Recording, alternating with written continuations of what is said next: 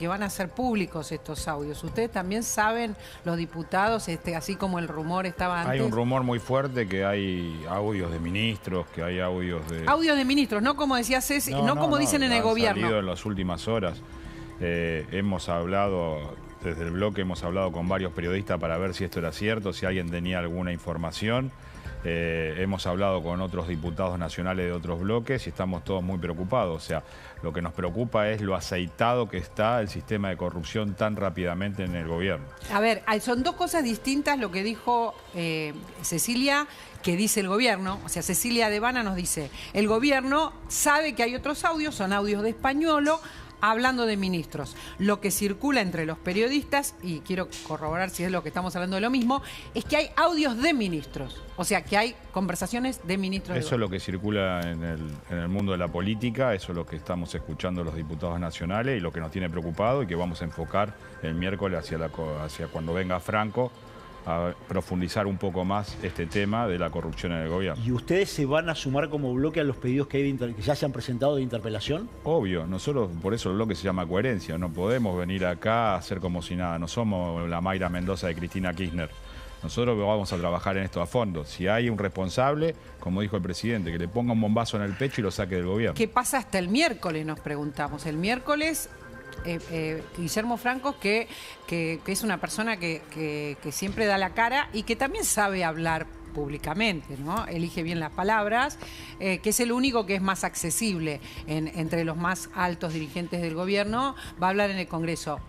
Ahora y antes y durante, y si se conocen más audios, ustedes están como a la expectativa, conectados, dijo, con distintos bloques. Con distintos diputados de distintos bloques.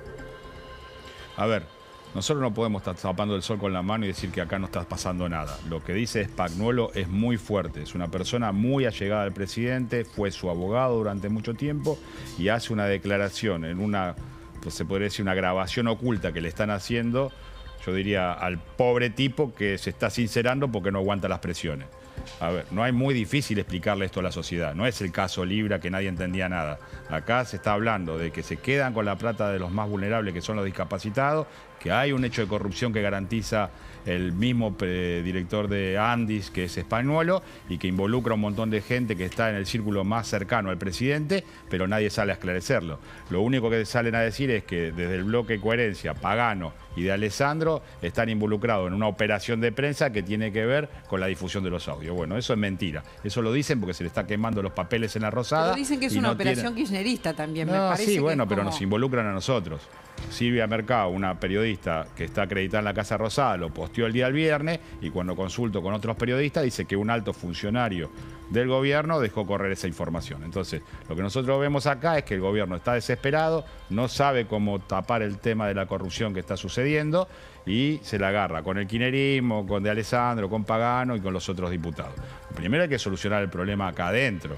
O sea, es un problema nuestro, de la Libertad Avanza. Nosotros vinimos a terminar con la corrupción, con la casta política. Metimos la casta política de los Menem adentro y hoy tenemos el mismo problema que había en los 90, corrupción. Que el presidente haya echado a quien está apareciendo como el denunciante, que es Spagnuolo, pero haya protegido a quienes son los que están denunciados. ¿A usted lo defrauda habiendo sido parte de la Libertad Avanza? Yo creo que el presidente tendría que haber echado a Spagnuolo y a todos los que están debajo involucrados, que Spagnuolo... Para abajo, Spagnuolo para abajo está diciendo. Para arriba de Spagnuolo. Para arriba de Spagnuolo quedan Lule Menem y Karina Menem. Perfecto. Karina si no Milei. funciona, no funciona. Karina Milei. Karina Milei. A ver, nosotros vinimos a terminar con esto. La gente votó a Javier Milei confiando en que el presidente iba a terminar con la casta política y la corrupción. Entonces, si nosotros estamos sospechados de que hay corrupción en el gobierno, al menos la persona más nombrada, que es Lule Menem, ya no tendría que estar igual que Spagnuolo. Resulta que mientras estamos hablando, lo interrumpo un segundito, pasan muchas cosas con el dólar. No sé si tenemos la suerte de tener a Fausto Espotorno, como me pasa siempre con Fausto, que prepara un montón de cuestiones para preguntarle. Y más de una vez no podemos por las emergencias. Pero ahora sí nos interesa saber, porque es una semana muy caliente donde el gobierno va a tener que mostrar sus instrumentos para que no suba el dólar, para que la gente no se vaya al dólar. ¿Qué está pasando? No solo con el dólar, sino también el Merval y todos los números. Hay mucho movimiento, describamos lo que pasa en este momento. A ver, hay que entender varias cosas. El gobierno ya en materia económica venía peleándose varias semanas con el tema de tasa de interés. ¿Te acuerdas? La tasa de interés se fue al 70%. Sí, pero ¿qué pasa hoy? Bueno, ¿Qué pasa hoy? ¿por qué te digo todo esto? Sí. Porque el miércoles hay un vencimiento de deuda muy grande. Son casi 9 billones de pesos que vencen, que hay que renovarlos. Antes de esto, hay un tema político que es, casi te diría, en cadena está sucediendo y que deja atónita a la población. ¿Eso influye en lo que pasa en los mercados? A eso vamos. La verdad que aumentó mucho el ruido político este fin de semana, de los últimos 4 o 5 días. Hoy el mercado abrió finalmente ya con datos políticos, con mucho ruido político, subió el dólar, bajaron las acciones están bajando entre 2 y 5%, casi todas las acciones. ¿Y vos lo atribuís a este ruido político? Yo creo que sí. Estamos en medio de una campaña electoral, llegando a la campaña electoral, la volatilidad en los mercados hay, y todo esto genera mucho ruido en la economía. Hay muchas.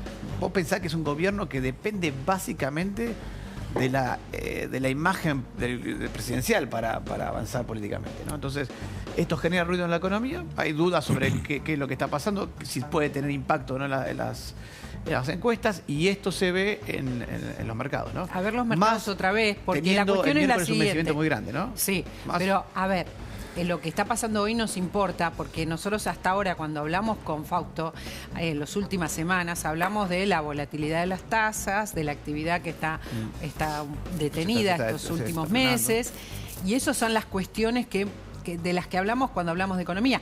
Pero ahora estamos hablando de un tema político que hasta ahora nunca había influido en estas semanas, ¿no?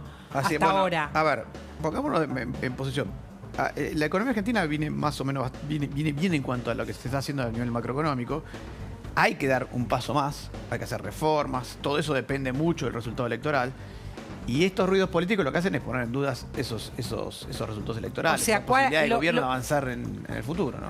A ver si lo podemos traer todavía más abajo, más para que lo entendamos todos. Los que están comprando, vendiendo acciones, dicen, con estas denuncias perdemos la esperanza, o una parte pareciera que se pone en duda. Hay dudas, porque, a ver, acuérdate que el gobierno tiene como base central del programa económico el equilibrio fiscal. El equilibrio fiscal es lo que hace que toda la economía esté estable. Eso no hay duda sobre eso. La estabilidad económica se debe al equilibrio fiscal. Y ya vimos que en el Congreso hace poquito hubo un intento por derrumbar ese equilibrio fiscal, o por lo menos de lastimarlo. Entonces, el resultado electoral positivo del gobierno traía la posibilidad de que eso no volviera a pasar. Ahora, con estos ruidos políticos y, bueno, estamos todos viendo qué pasa, ¿no? Y en el mercado, cuando empezamos a ver qué pasa, mejor me quedo afuera y veo desde afuera, ¿no? Fausto, ahora lo que estamos viendo es una doble combinación, que es, no pudieron bajar las tasas, sino que siguieron subiendo y sube el dólar ahora. Así es. Bueno, por eso te digo, con las tasas que tenés, esto no debería estar pasando. Entonces, la única explicación de que esto esté pasando con estas tasas de interés es que hay otro factor que está pegando en el dólar, ¿no? Y ese factor es claramente político, ¿no?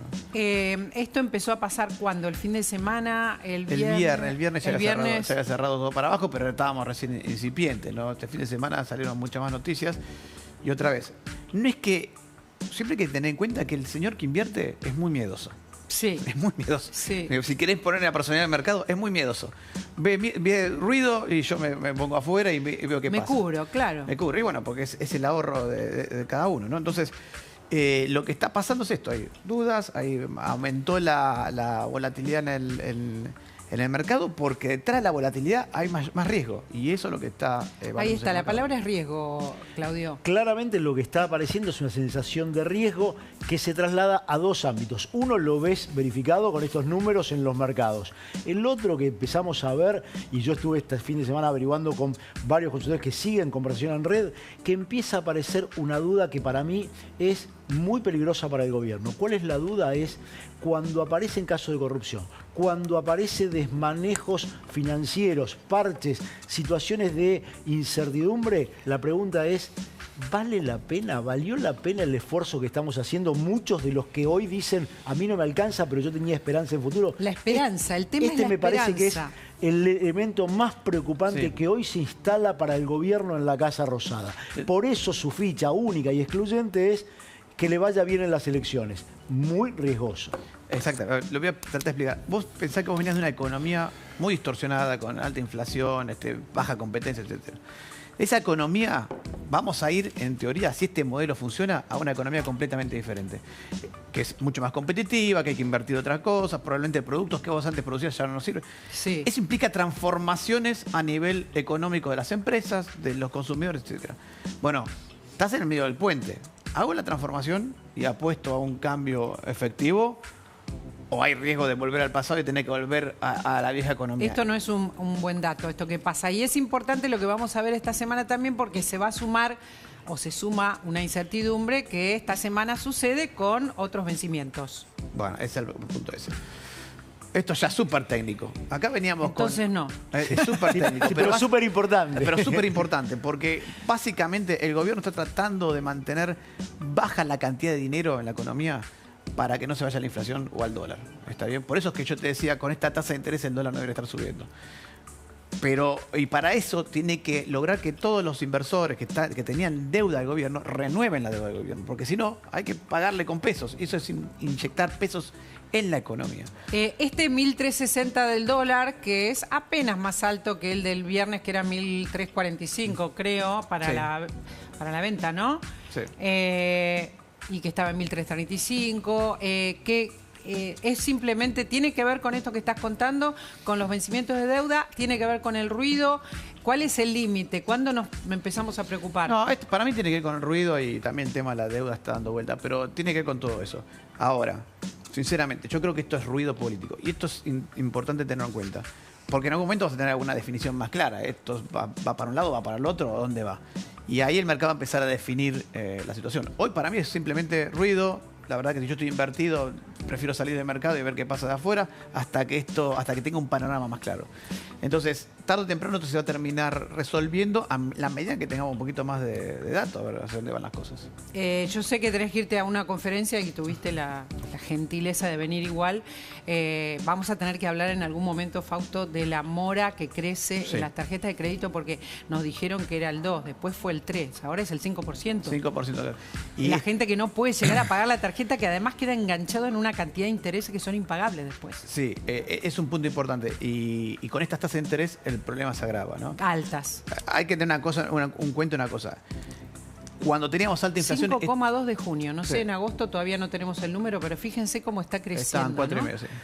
sí. Sí. Esos fueron los niveles, mira, para que te des una idea, la última vez que tuvimos este tipo de niveles fue después de la pandemia. Justo después de la pandemia. Por eso que estamos en otra historia, ¿no?